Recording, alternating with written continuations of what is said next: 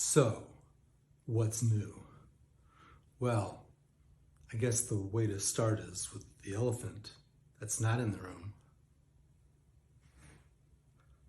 That elephant is our sales over the last couple of years.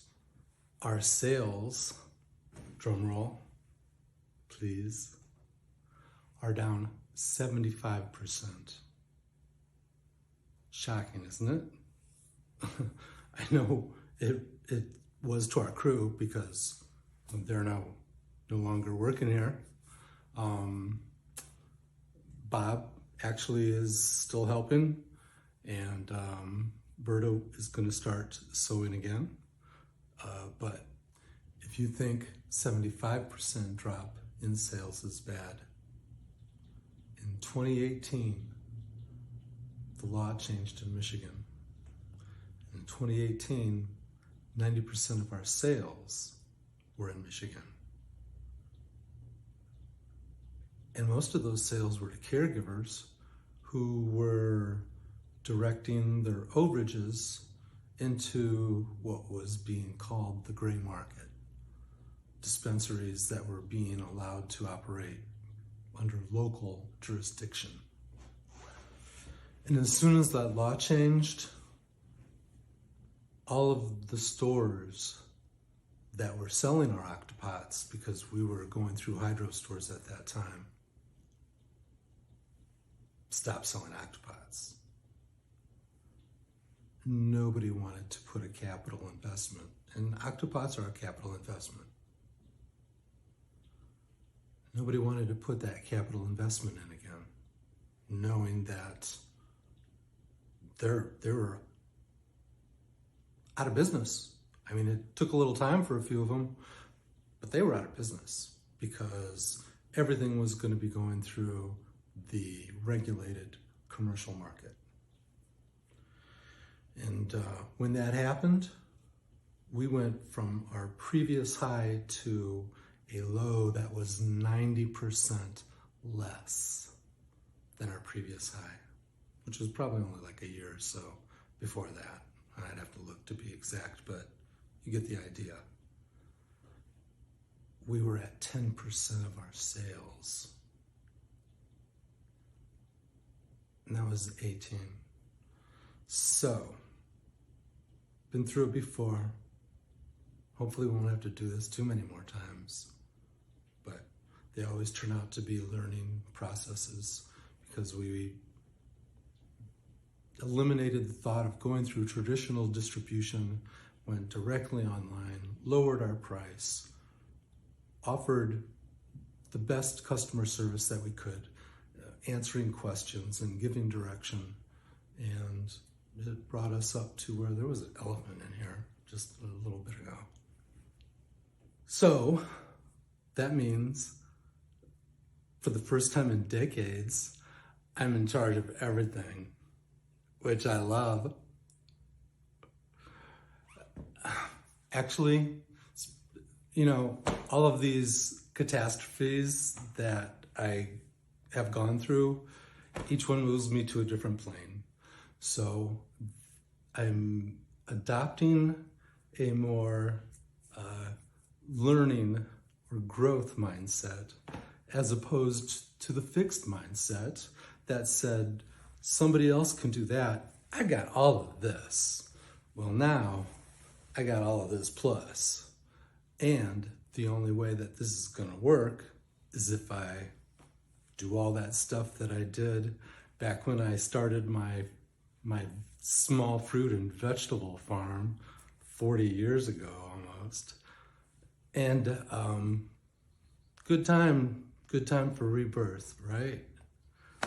Anyway, so I'm still doing the production out in the pole barn, cutting, grinding,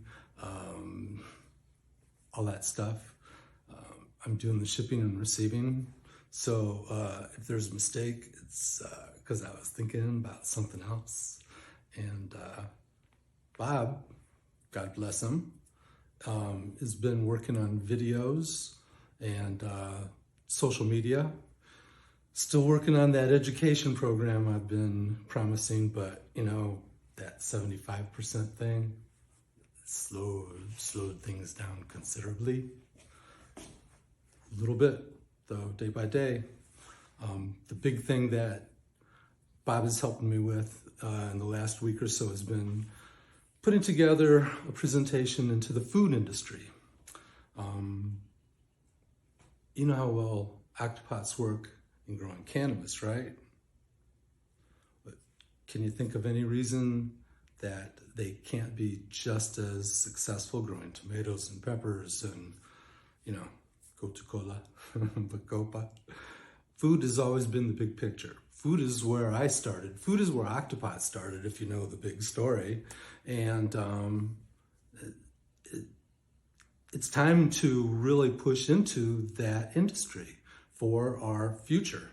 So, you know, it's kind of like the difference between where we started with the growing vegetable garden where there was weeds and rocks and rabbits versus growing on your deck in an octopot where you've got automatic watering and you're up away from the critters, and you know, you look at the difference between those two things and then transfer that process over to commercial growing, which is mostly growing in fiberglass. They call it rock wool because it doesn't sound like fiberglass, which is basically what it is. It's where the origin it is. It's rock wool, you know, isn't fiberglass, except it is.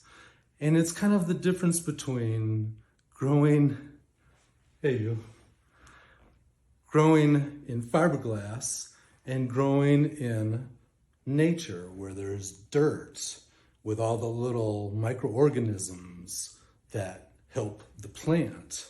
And then there's a water environment, soil and water, just like a miniature of outdoors. And the difference between that and fiberglass. I wrote this down and it says, it's as close to growing outdoors as you can get growing indoors. Does that sound like a marketing campaign in a bottle or what? So, what's happening is we need you guys to buy octopots. Please, if you're looking at different systems, you know, think about it. If it works out that way, that octopot floats your boat, thank you. And buy our sleeves. If you've already got octopots, don't buy those imported sweatshop grow sleeves. Don't support that economy. Support Berta in Marcellus. She's a nice lady. She's funnier than heck. You love her.